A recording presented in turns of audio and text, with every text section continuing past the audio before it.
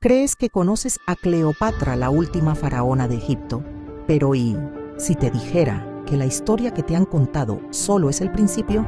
Detrás de la figura de poder, la estratega política e icono de la sensualidad, se escondía una mujer con espíritu rebelde y un amor por los placeres que escandalizaría a la propia Roma. Vamos a descubrir a la verdadera Cleopatra. Cleopatra VII no fue la mujer más bella de la historia, y sin embargo, fue la más peligrosa. Cleopatra nació en el año 69 a.C. y fue la última reina del antiguo Egipto. Pero hay algo que casi nadie sabe. Cleopatra no era egipcia. Era de origen griego, descendiente directo de uno de los generales de Alejandro Magno.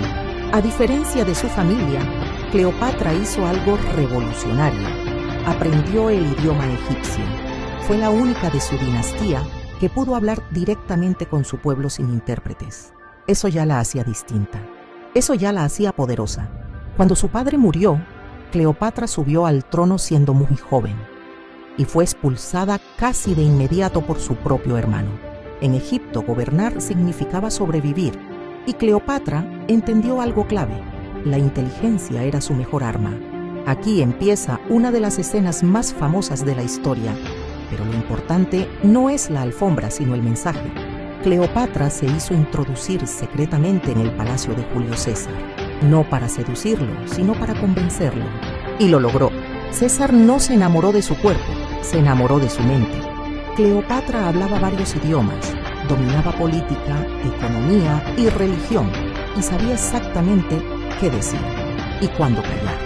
Gracias a esa alianza, Cleopatra recuperó el trono, y Egipto volvió a ser independiente por un tiempo. Pero el verdadero escándalo aún no había comenzado, porque Cleopatra no solo tuvo un hijo con Julio César. Cuando César fue asesinado en Roma, ella no huyó, esperó, y entonces apareció el hombre que cambiaría su destino para siempre: Marco Antonio. Marco Antonio no fue solo su amante, fue su igual, su socio en el poder. Juntos gobernaron desde Alejandría, creando un imperio oriental que desafiaba a Roma. Sus festines eran legendarios, sus noches, un escándalo para el mundo romano.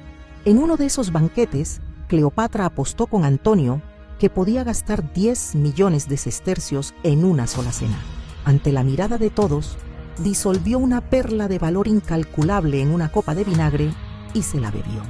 No era un capricho, era una declaración. Su poder era absoluto. Pero en Roma, un nuevo enemigo observaba: Octavio, el heredero de César. Frío y calculador, usó la historia de Cleopatra y Antonio como propaganda para declararles la guerra. La batalla de Actium fue el fin. Tras la derrota, Marco Antonio se quitó la vida. Sola y acorralada, Octavio planeaba exhibirla encadenada en Roma. Pero Cleopatra nunca sería el trofeo de nadie. Su suicidio no fue una rendición, fue su última jugada maestra. Al elegir su propio final, le robó a Octavio su victoria y convirtió su vida en una leyenda inmortal. No fue vencida, se negó a ser conquistada. Y ahora dime tú, ¿cómo imaginas realmente a Cleopatra? Coméntame en comentarios.